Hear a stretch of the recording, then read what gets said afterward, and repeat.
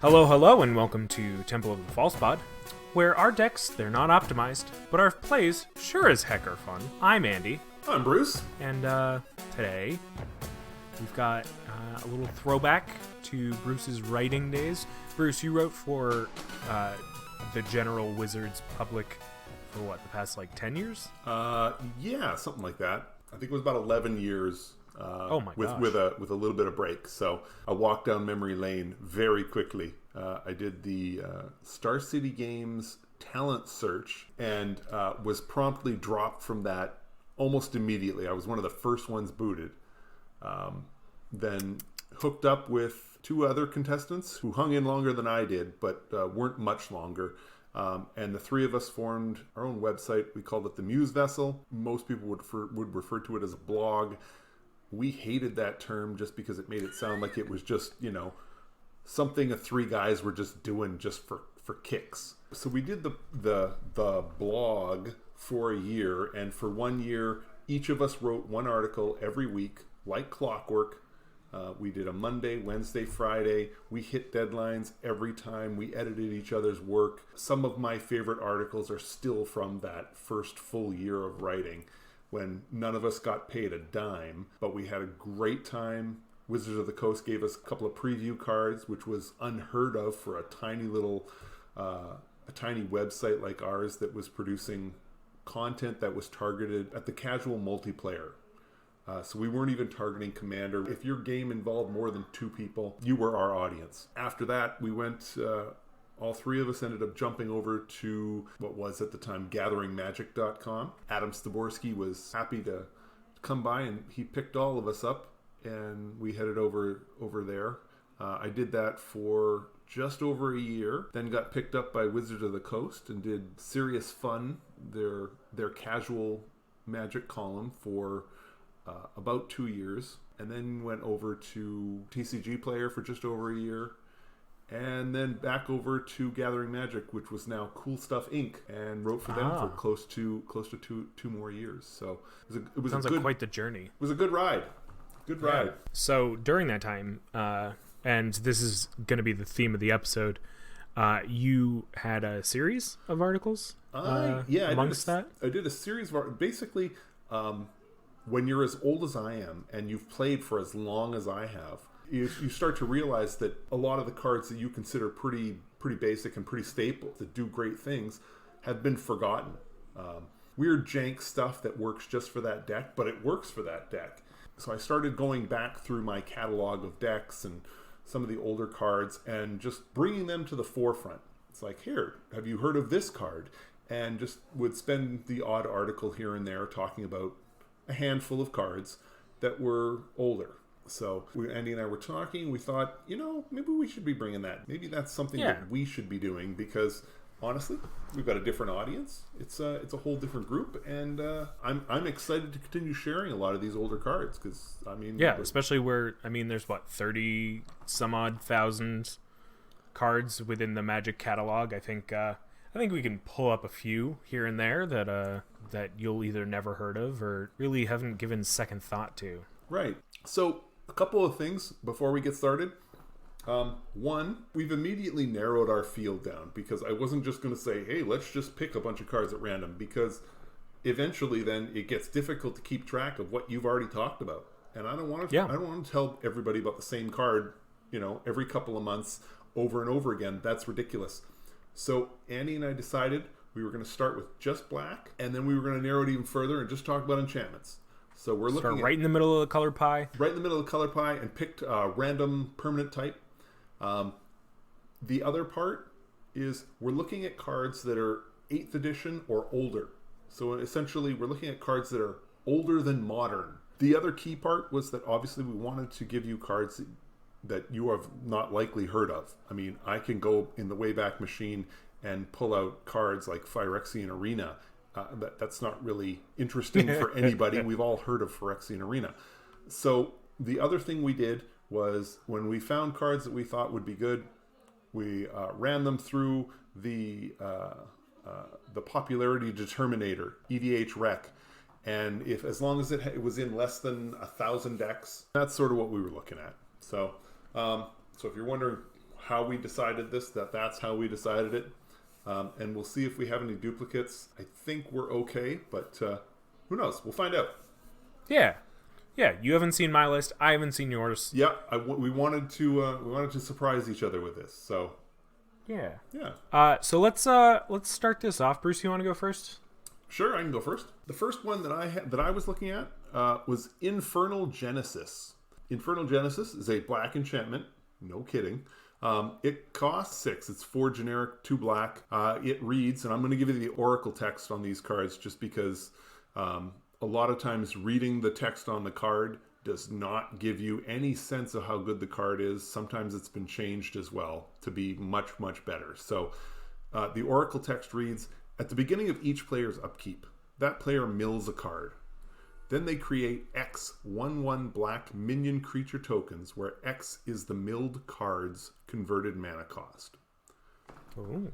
This is a card where, 1, you want more creatures in everybody's graveyards, and 2, you want a lot of small creature tokens. Maybe you're running cards or people take damage when their creatures die. Well, everybody's going to see a ton of creatures dying because these are 1/1 black minion creature tokens.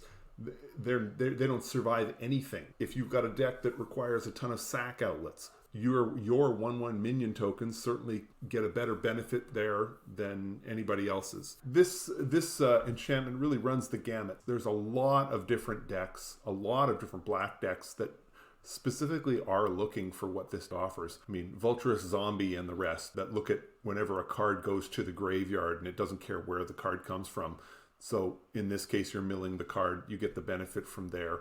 Sir Conrad. Yes, exactly. There are tons and tons of decks that this works in. I even ran it in a minion deck at one point just because I wanted, because it says minion on it. Fan of the minions, Bruce? Not particularly. The deck was terrible.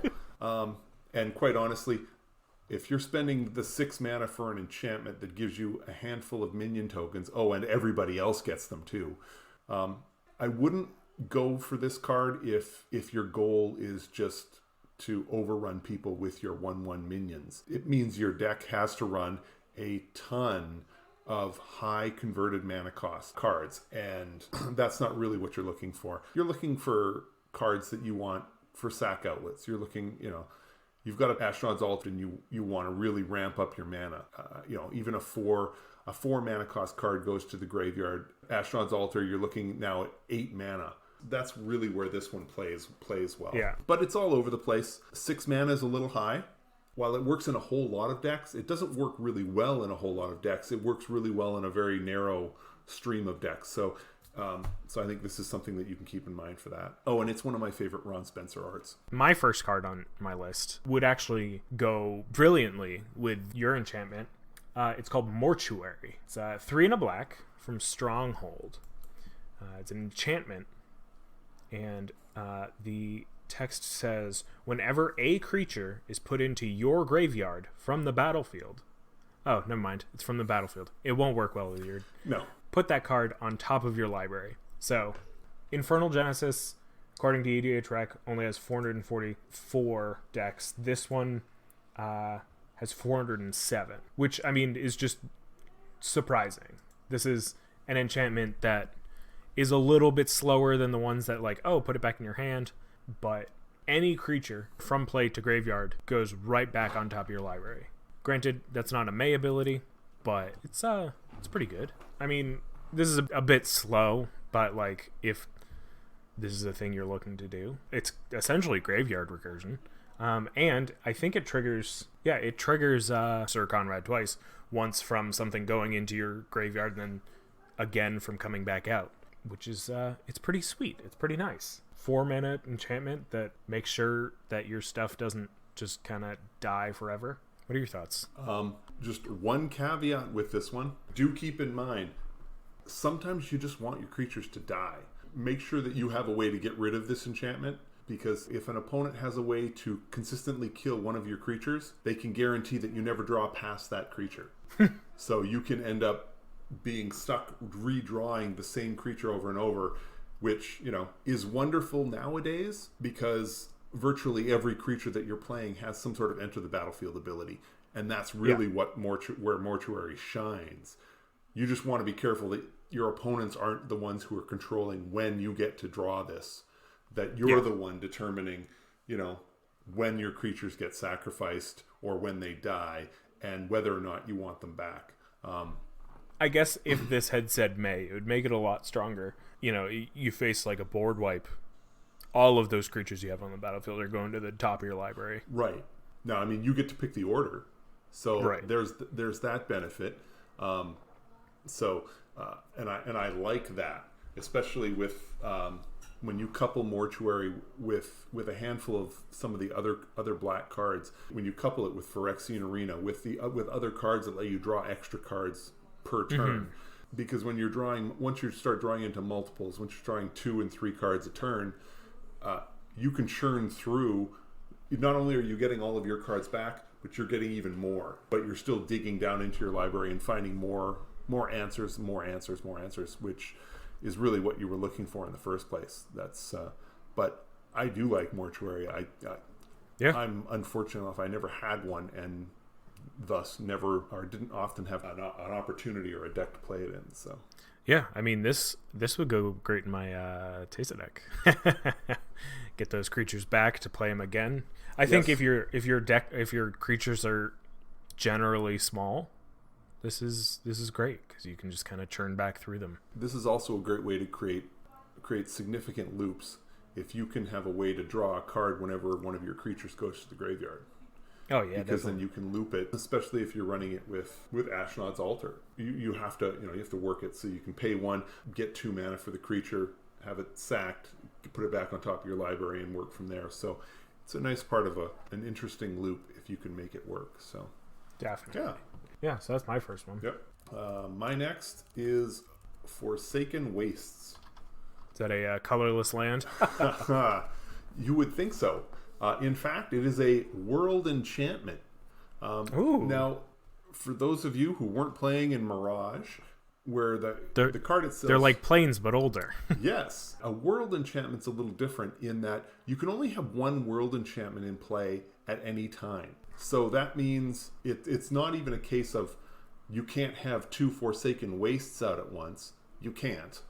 But if you find another Enchant World card that is in play, when you play Forsaken Wastes, the old Enchant World goes away, and the Forsaken Waste sits. Off the top of my head, the only one, of course, the only Enchant World I can remember is Tombstone Stairwell. So if you play Forsaken Wastes and then somebody else plays Tombstone Stairwell, your Forsaken Wastes gets destroyed, and their Stairwell stays in play. You can only have 1 Enchant World on the board.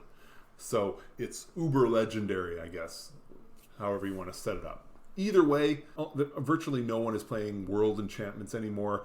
I don't think you're going to be too concerned about seeing this get destroyed if you're playing it. But Forsaken Waste costs 3 mana. It's 2 generic and 1 black. It's a world enchantment. It says players can't gain life.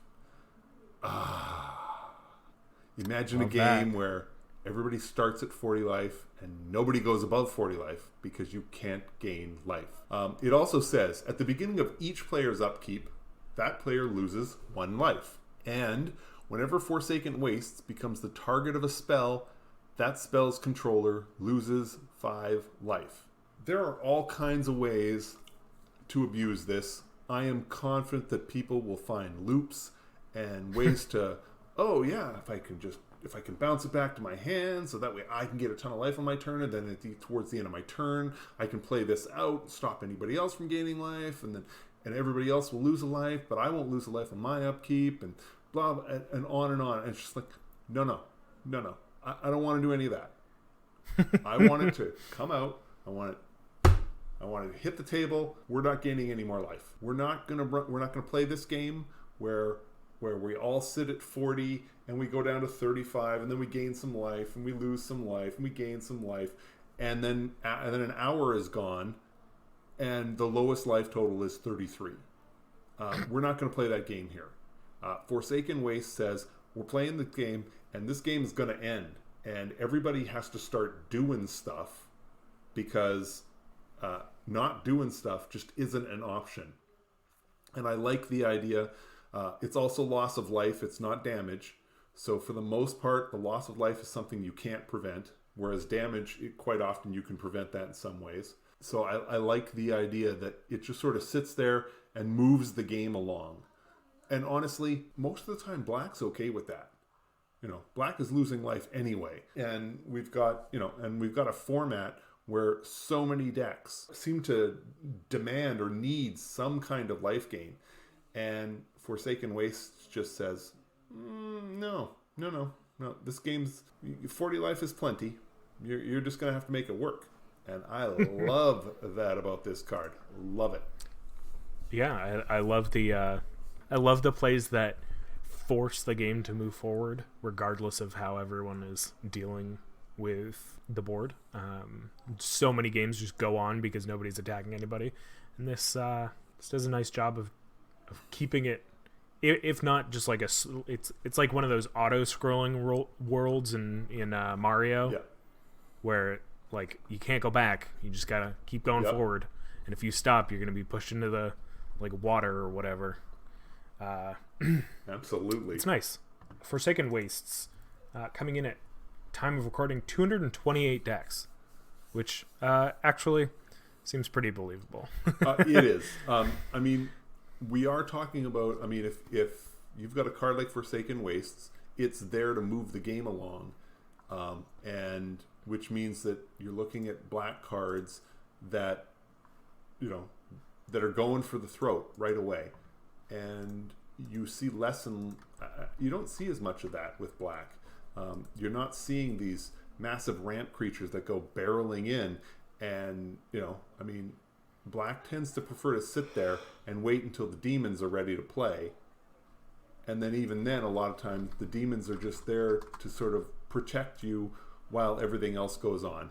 And I suppose death by 1,000 cuts is one way to go, but personally I think I would prefer to match this up with some kind of a quick damage deck, some way to really lay the beats on your opponents as quickly as possible. So definitely. Yeah. And like this works perfectly in an Obosh deck where it's an odd converted mana cost, and it would end up dealing double damage to each player. Is it it's double two, damage or life?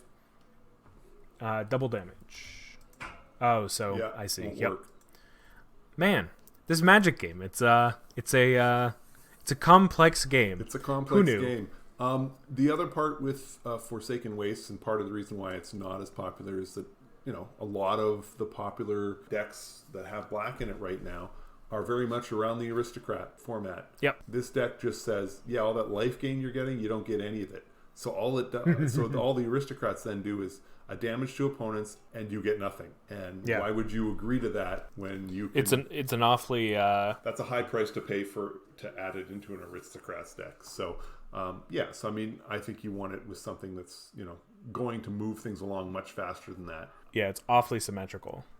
Well, and that's the joy of the old school cards. If you're going to make it work for you, you have to be running with the assumption that you already know it's there and you built your deck around that idea.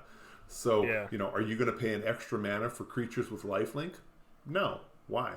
Or at least if you did, you're going to keep that in mind before you decide to play Forsaken Wastes. You're going to max out as much as you can and then drop the Forsaken Wastes.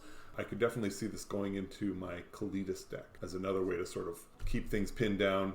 Stop messing with the graveyard. Stop gaining your life. Let's just get this done. All right, Andy, what do you got? I have a story with this next one. Okay. This one's from Tempest. It's called Endless Scream. It's a black and X. It's an enchantment aura. Enchant creature. Endless Scream enters the battlefield with X scream counters on it. Enchanted creature gets +1/+0 for each scream counter on Endless Scream. The story I have is when I first started playing Magic, probably a few months in, I saw this card, and now the written text on this card just says, enchanted creature gets +X/+0. I was playing a game against someone who was playing an Atraxa deck. Atraxa, essentially at the end of each turn, I believe, you proliferate. So you put this down, or my opponent put this down, and started proliferating. And I was so confused.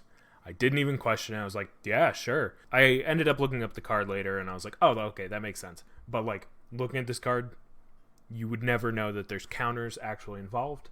You can scale it as much as you have mana, because it is just 1 plus X. It is just X and a black. And obviously in proliferate decks like Atraxa, you can just keep going up and up and up and up and up. It's great. And it's only in 149 of the possible decks on EDHREC. Yeah. That wasn't a great story, but I was intimidated. I was awe-inspired when I saw this happen. And I haven't forgotten about it all these, I guess, 2 years later. The part that gets me with Endless Scream, and part of the reason I like the card, is you are left to decide how much should I put into X. We all know that when you play an aura on a creature, the temptation for everybody else on the board is to just take out that creature. Because if they take out the creature, they get your creature, and they get your aura. And it's a 2-for-1. And Magic players love nothing more than to get a 2-for-1 out of their card, out of their spell. And it's just, the allure is there, and you know it. And even if they can't get rid of the creature as you're casting the aura, later, maybe if they have a choice of destroying a creature, they're probably going to destroy that one. Not because it has the biggest power, but because, I can get rid of 2 cards. Two cards. So there's always that dance with a spell like this. How much is too much? Should X be 3? Because if it's 3, then the spell only costs you 4. Are people going to counter that? I mean, if you're putting it onto your commander who's a 2/2, and you're making your commander into a 4/2, are they really going to kill that creature? Or are they going to wait and see where you go? They're probably going to wait and see where you go, if they can. There's that balance in that, how much is too much and when to go over the top. As you get towards the end of the game, it's like, okay, I'm going to make X 11. And I'm going to swing for the bleachers on this one. And if they don't have it, then they're just done. So that's part of the reason I love this card. Yeah, great thing too is if you attach the Greaves after, you can still, if you need to, proliferate on the enchantment because the counters are in the enchantment itself rather than on the creature. Just a cool little thing where you don't really see many counters on enchantments. But on the other hand, if you're playing something like an Ozolith deck where you're trying to get all these counters on creatures and then get them onto the Ozolith when they die and then put them back out into the world, this isn't your friend. But it's a cheap little card that will get you exactly what you need if your opponents are completely open. Right. The card that I ended up running back in the day that reminds me of Endless Scream is Howl from Beyond. Howl from Beyond is an instant. There's no counters. You pay, it's the same mana cost, X and a black, and it's an instant. So you get the effect, but you only get it for that length of time, that turn. So you don't get it as long, so it's not as good. But in multiplayer, you can also put it on an opponent's creature without fear, because like with Endless Screams, you can put it on an opponent's creature, but you're giving that opponent that much extra power permanently. There's nothing you can do when they turn it around on you. Howl from Beyond works as a combat trick that you can mix and match all over the place, and it's also a nice surprise every once in a while. However, you quickly find out that it's not really that much of a surprise just because of the mana cost. The only time it's really devastating is when you're casting it for big and people see that coming from a mile away. They see something is coming. So it's part of the reason I like the Endless Screams. If you time it right, if you set it up right, this can offer you a benefit for multiple turns. A lot of times, even if it's only a benefit for one turn, it works just as well as Howl. So you've got that as well. So I think it's a fun card. And it's also a quick way to give a power boost to creatures when you've got a deck that really revolves around creatures with a power of 5 or more. Or, you get some kind of benefit when creatures with a high power die. It's a nice way to set that up as well. So yeah. My card, number 3, Gravestorm. Gravestorm? Yes, Gravestorm is an enchantment. It costs 3 black mana, and by that I mean black, black, black. There's no messing around here. At the beginning of your upkeep, target opponent may exile a card from their graveyard. If that player doesn't, you may draw a card. Oh. So, number one, I normally hate cards that say target opponent. I normally hate cards that say on your upkeep, because I want the cards to say on everybody's upkeep. I want them to say all opponents. But this one, not really works well just because of the way it's all set up. Because it's a target opponent and you're playing a multiplayer game, I can target any one of my 3 opponents. Which opponent am I going to target? I'm going to target the one who doesn't have cards in their graveyard. Yeah. Because then I just get a free card draw. And this only costs 3 mana. I mean, yes, you're probably playing it in a black-only deck, but it's there. Obviously, as the game progresses, this becomes less valuable. Your opponent exiles the card, you don't, so they get to choose what card gets exiled. So yeah, they're going to exile their land, or they're going to exile something that they can't get back out of the graveyard. They're not going to exile the card that they hope to target back into play.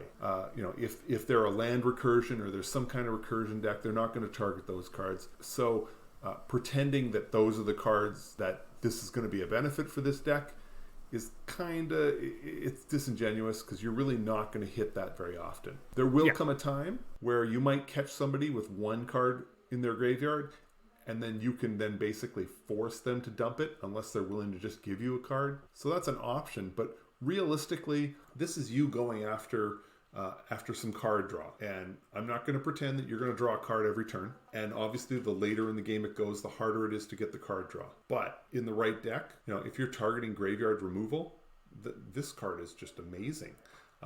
When you're running a general like Kalidas that just exiles creatures rather than have them go to the graveyard, your opponent's graveyards get pretty slim.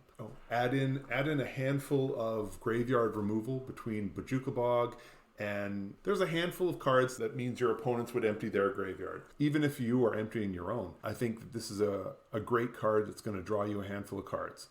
Obviously, I'm not going to say this is any kind of Phyrexian Arena. If it was, you'd have heard of it. But I do think that this is a fun card from Odyssey that can throw a little bit of spice into it. And you know what? If you've got an opponent who if you draw it later and you happen to be exiling a handful of cards here and there, it's good for the laugh. So this card, for those keeping track, is in 221 decks according to EDHREC. Before we go on to my third pick, this is the midpoint in our show, so I'm going to throw it over to probably me reading our ad break. So here we go. Be right back.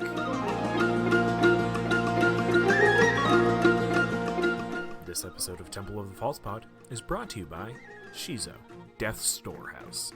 It's me, Sheree, the caretaker. I've been offering mortuary services for literal generations on the plain of Kamigawa. We've been a haunted moor for centuries, when once we were a verdant field of wildflowers. I'm looking to retire and return my land back to its once beautiful glory. So now we're having a liquidation sale. If you do your business with us today, we'll throw in some samurai spirits to help add to that fear factor you've always been looking for. Think about it, and get these bodies off my lawn. And now back to you.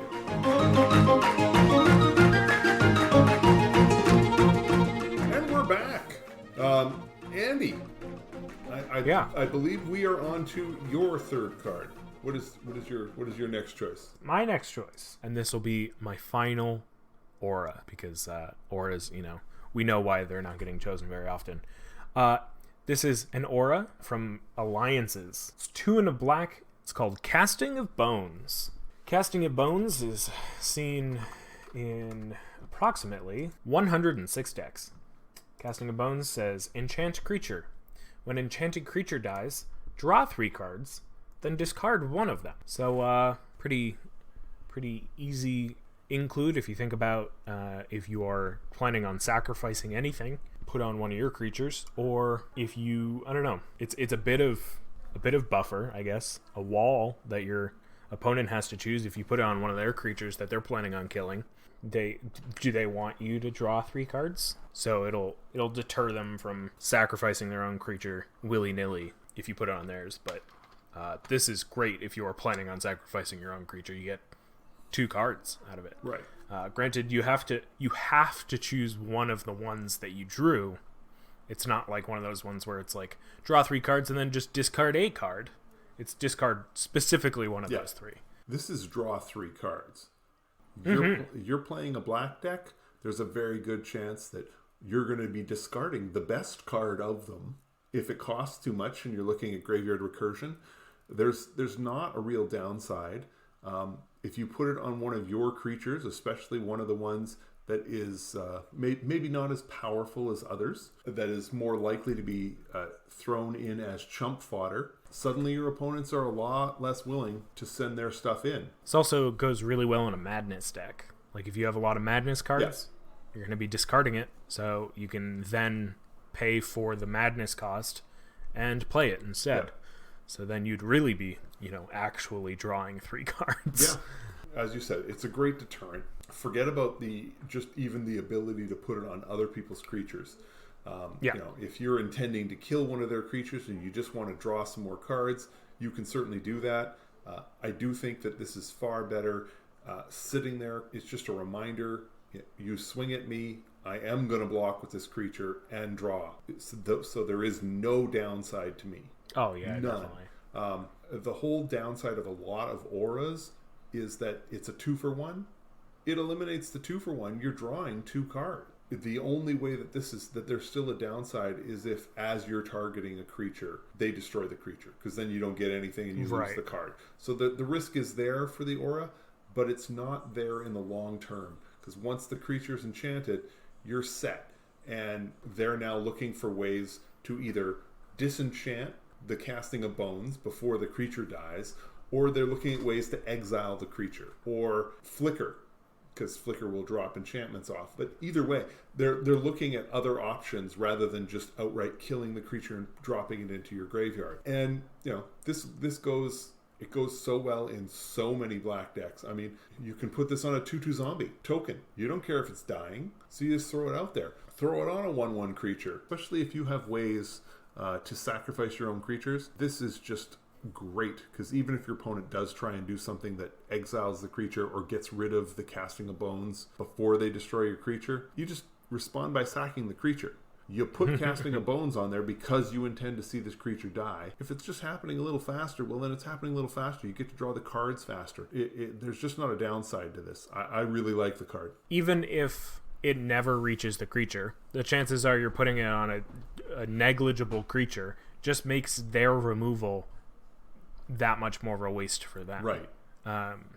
And this is, 3 mana, draw 3 cards. You just have to wait a little longer. And you really don't have to. You don't have to wait very long, and you have to have some sort of additional effort, I guess. Right. But like you said, you don't have to wait long at all. You can play Casting of Bones, and as soon as it enchants the creature, you can then sacrifice the creature. If you need the cards now, you can get them now. You're playing black. You should have a sack outlet.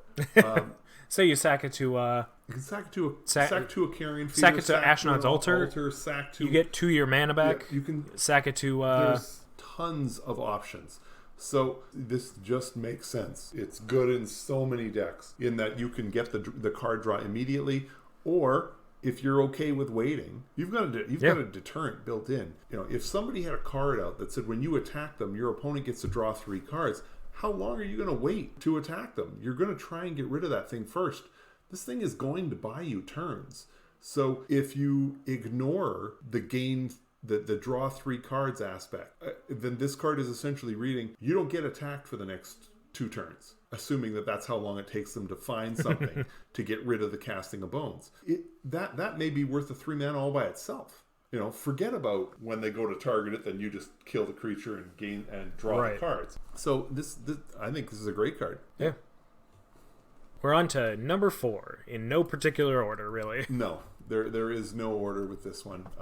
My next card is Liability. Costs 3 mana, 1 generic, and 2 black. It's an enchantment, or whenever a non-token permanent is put into a player's graveyard from the battlefield, that player loses 1 life. The idea behind this is mass removal becomes very expensive, just because, I mean, when we're talking about non-token permanents, we're talking about creatures, artifacts, enchantments. It's everything that's in play that goes to the graveyard. I mean, and this is a loss of life again. This is not a damage. So keep that in mind. But yeah, so mass removal spells become even more expensive for your opponents, in that not only are they losing all their creatures, but they're also going to be losing life. I always looked at cards with like liability with other cards like Pestilence. So if I've got 2 or 3 creatures out and everybody else has 4 or 6 creatures, you sink a couple into Pestilence, everybody takes a couple of damage, a couple of creatures die, so they lose another each of them lose a few more life there. And then it's like, okay, now do I put a 3rd one into Pestilence and keep going and seeing how far we can go? Remember, we're also talking about these are permanents. So, and I know that Black is not great at getting rid of artifacts or enchantments. Black does get rid of planeswalkers.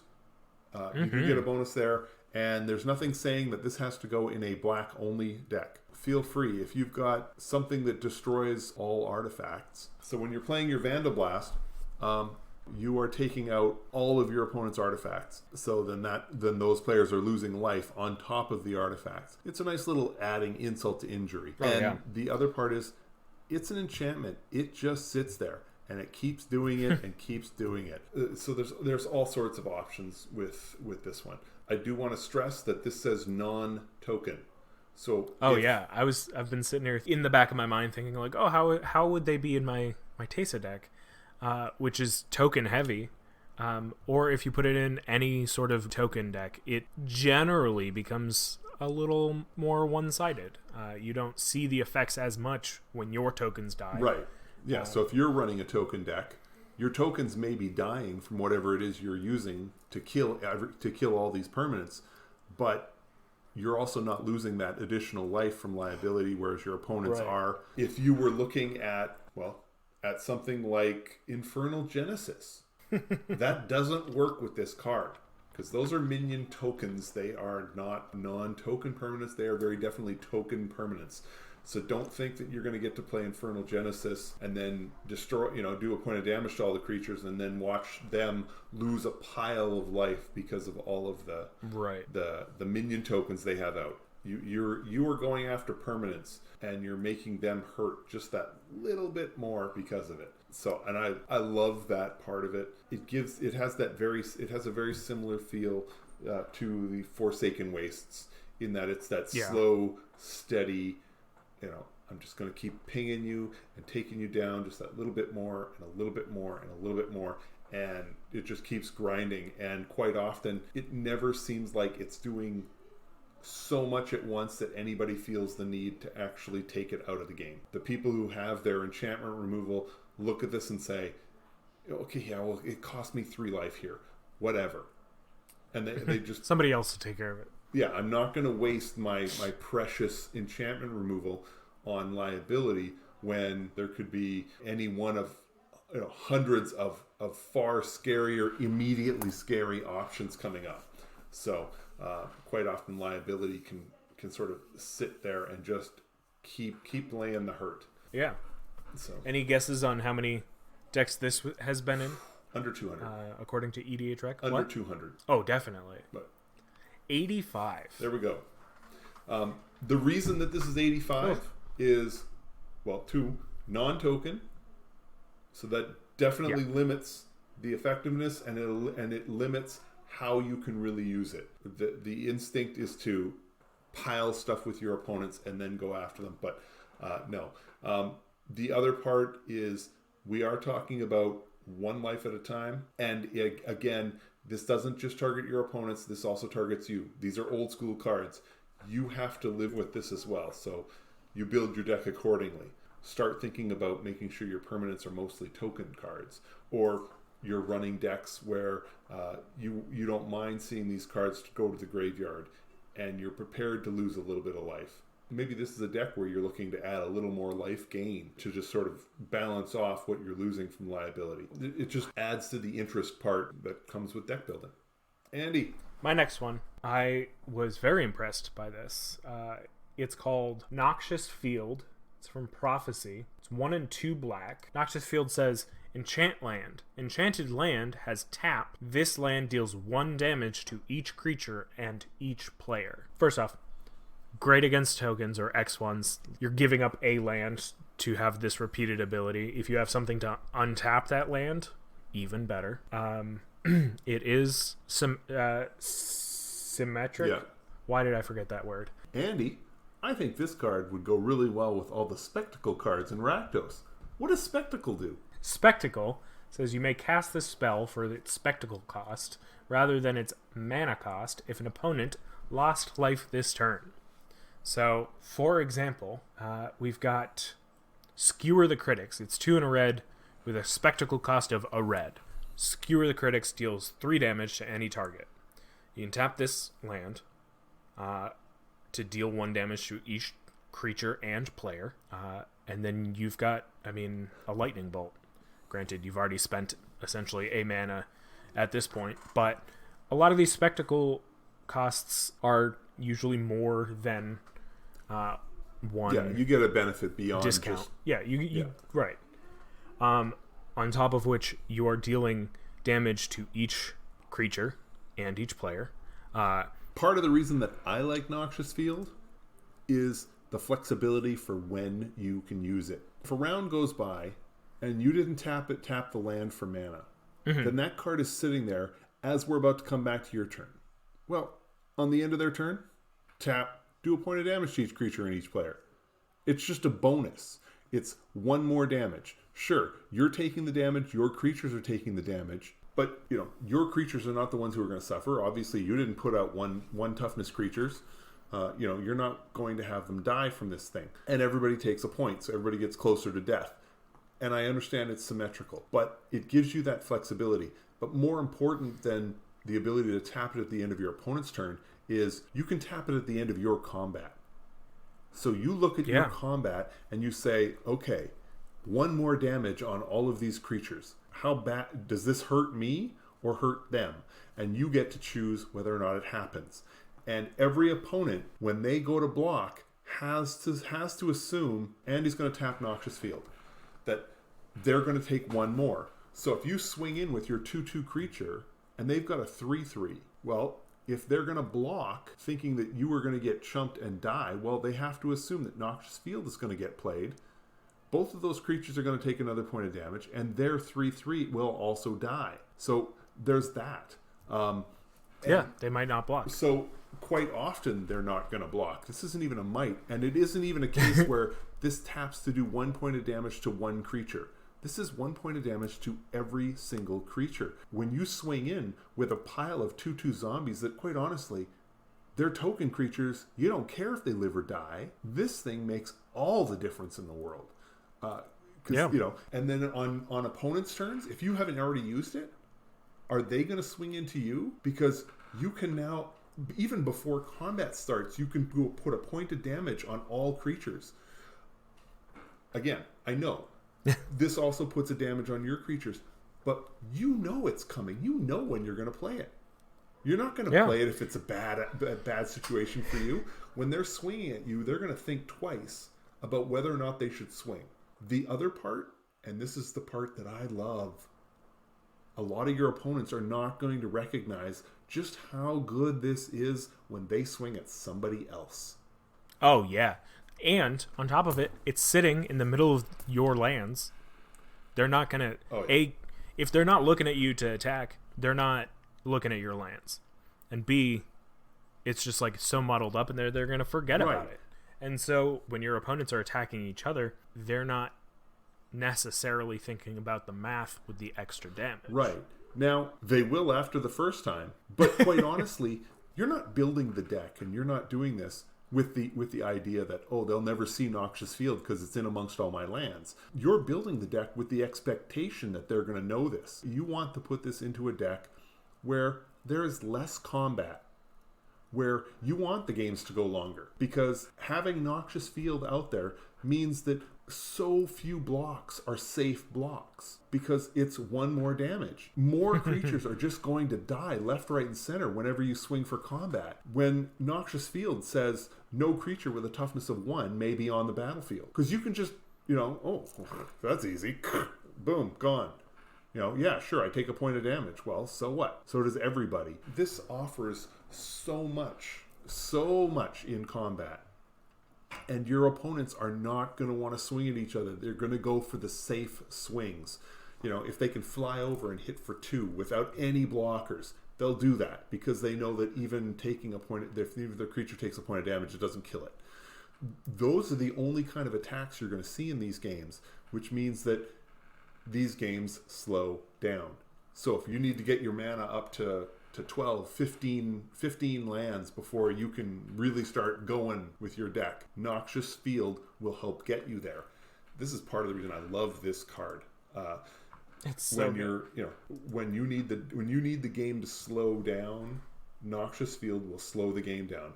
If your opponents don't realize it right at the start, then you're going to get some advantage as far as with them losing some of their creatures. And once they do figure it out, then they're going to recognize it's not safe to swing. We got to get rid of Noxious Field first.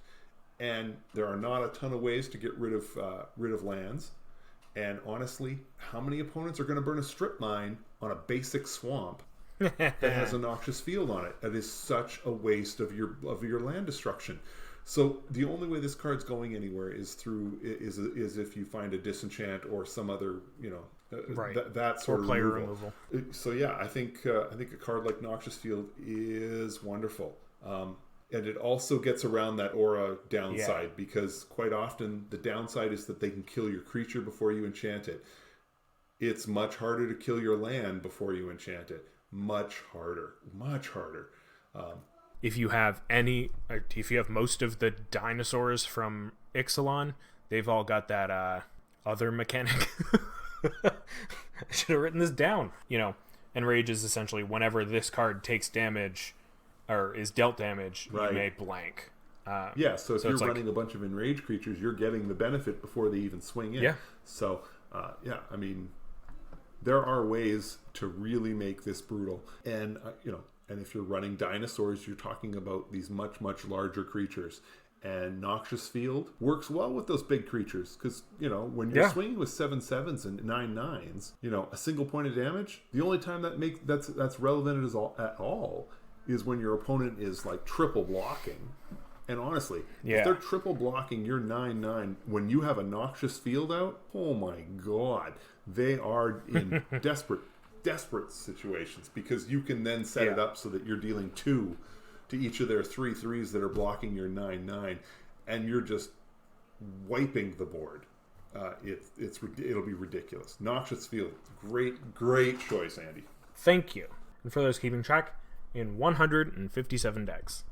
All right, Bruce, I think we have time for one more each.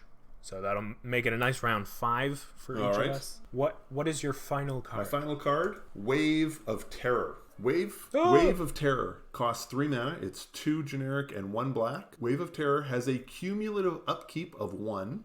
We'll come back to that in a minute. At the beginning of your draw step, destroy each creature with a converted mana cost equal to the number of age counters on Wave of Terror. They can't be regenerated. Now, for those of you who are new, cumulative upkeep reads, at the beginning of your upkeep, put an age counter on this permanent. Then sacrifice the permanent unless you pay its upkeep cost for each age counter on it. So you play Wave of Terror. There's no age counters on it. On your upkeep, you put a counter on it. You have to pay 1 then. On the next upkeep, you're putting another counter on it. You now have to pay 2 because it's a cumulative upkeep and it builds. So each turn you're going to pay 1 more and 1 more and 1 more. So at some point, you're just simply going to say, I'm not paying this upkeep anymore. It costs too much. And then the card goes away. And I'll be honest, when you're playing with cumulative upkeep, that's generally how you lose the card. Because anybody who's got the ability to get rid of the enchantment is reluctant to use it because they feel like this could be the turn when you decide not to pay. And then what are they getting? they've burned a disenchant on a card that you were just going to let die anyway. So a lot of people will let this go for as long as you're willing to pay the upkeep cost. So at the beginning of your draw step, destroy each creature with a converted mana cost equal to the number of age counters on it. So the draw step comes after your upkeep. So on your upkeep, you're going to pay 1. You're going to put 1 age counter on it. And then you're going to destroy all creatures that have a converted mana cost of 1. And then the next turn, you're going to destroy all of them that cost 2. There are plenty of cards that will kill faster. However, keep a couple things in mind. Proliferate is a thing. You don't have to wait around. A couple of proliferate cards will take you from 1 way up. You can go ripping up fast and make this count. You're going to go after, you've got a particular target in mind, particular creature or group of creatures that you want to take out. You can do that. And proliferate will also let you dance between some of your own mana cost cards that you don't want to see gone. So there's that. 2, there are ways to get rid of age counters. So if you can set it up so that you get rid of the age counter, you can then go after all of the token creatures that cost nothing. And quite honestly, that's fun.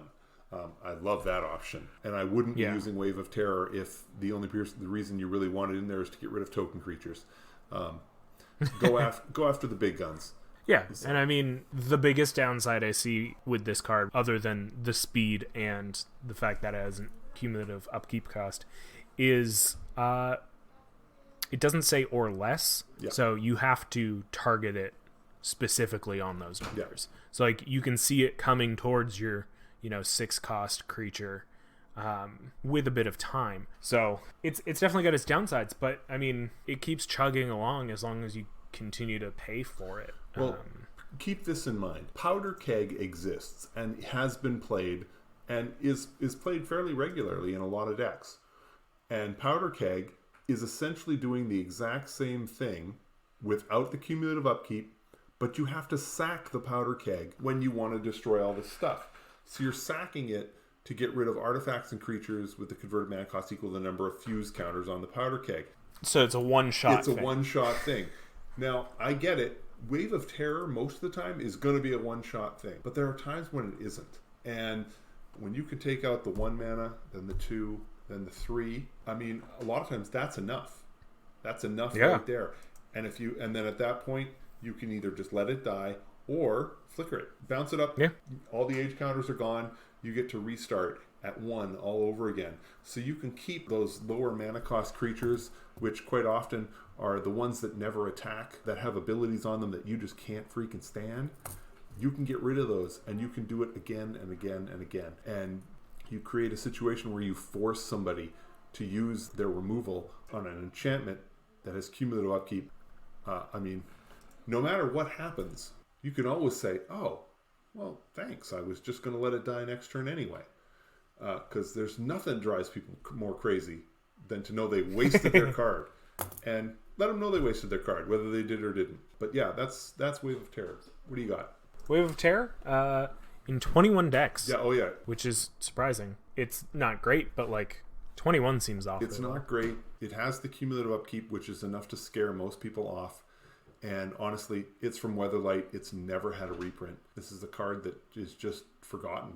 And as I said, there are other cards that do things that are very similar to it and are a little bit better. So my last card for the night, and I'll make this quick because speaking of forgotten cards, I've got Urborg, Tomb of Yawgmoth. It's in 51,000 decks on EDHREC. Andy, it's a land. Oh, you know what? You're right. I was looking at the wrong page. The enchantment that I have is from Visions. It's only been printed once. It's 1 and 2 black. So 1 black. It's called Blanket of Night. It's an enchantment, and it says each land is a swamp in addition to its other land types. So it's essentially Urborg, Tomb of Yawgmoth, but instead of a land, it's an enchantment. It's a little easier to deal with, but it's 42 cents. It's in... So, Andy, remember when I said back at the start how we read the Oracle text because a lot of times the text on the card has been changed? Just so we're clear, the text on Blanket of Night reads, each mana-producing land is a swamp in addition to its normal type. And now the card reads, each land is a swamp in addition to its other types. I know that for the most part, this makes very little difference. But for those of us who play with Maze of Ith, for those of us who play with other lands that don't provide mana, Blanket of Night now means they do. So there is a real benefit there. And there is a bit of a downside in that they are now swamps. So there are times when you don't want everything to be swamps. But yeah. Right. In any deck that you'd be playing Urborg, you'd probably want this maybe instead of, because I mean, I can't afford an Urborg and all of the decks that want it. Well, how much is Urborg? Urborg Tomb of Yawgmoth is a $25. Right. Blanket of Night, according to Scryfall, has it listed at 42 cents. Now, sure, Blanket of Night costs 3 mana. Urborg is a land, but it's there. The reasons that you choose Urborg is essentially for Cabal Coffers, for other items like that. I like it because I mean, remember, we're talking old school, we're talking visions here. So I like it for creatures that have Swamp Walk. I like it for, I'm not looking at just ways to fix your mana. And this card definitely does that. But I like it as for creatures with Swamp Walk, for other cards that give you benefits because other people are playing swamps. Don't kid yourself. There are plenty of options. Wizards, for the longest time, assumed that if you were playing black, that was the only card color you were playing. So they did a lot of cards that give you big benefits for having more swamps. And they also went after that particular deck style. So there are a handful of cards out there that offer that go after the player who has all swamps. So you can do all kinds of things with that. So keep that in mind. I like Blanket of Night. Yeah, it seems solid. I mean, like, we are getting to a point in the general meta of Magic, especially in Commander, where we are seeing a little bit more enchantment removal, but still overall removal is almost dedicated solely towards creatures. So I mean, this gets around a lot of that thought process of like, oh well, like it's gonna get removed because it's not a land. I mean, this card is, I'm gonna go buy a playset. It seems, I mean, pretty good for those decks that need specifically swamps. Right. When you're looking at the mana fixing, I especially like this sort of thing in those, when you're running a 3-color deck. Yeah. Because it just solves problems. It's just, okay, done. And and it's not replacing. There are a handful of cards that make everything swamps instead of, and those are oppressive and rough. And this isn't trying to do that. This is just generally helpful. Sure, if your opponents want to try and take it out, well, they're certainly welcome to. But man, it just seems like a rather innocuous card to go after when there are other cards out there that just are far more vicious. To each his own. Honestly, if somebody's burning a disenchant on this card, I think that's 3 mana well spent. So. Yeah, this is going directly into my Nightmare deck. My 60 card. It's 4 Nightmares, 3 of these, and a bunch of land. You're giving me a look like it's a terrible idea. You do that, Andy. You do that. I think that's a wrap. Sort of a quick recap. My cards were Infernal Genesis, Forsaken Wastes, Gravestorm, Liability, and Wave of Terror. Andy, your 5 cards? Mortuary, Endless Scream, Casting of Bones, Noxious Field, and Blanket of Night. Well worth your time, especially if you're looking at more budget ideas.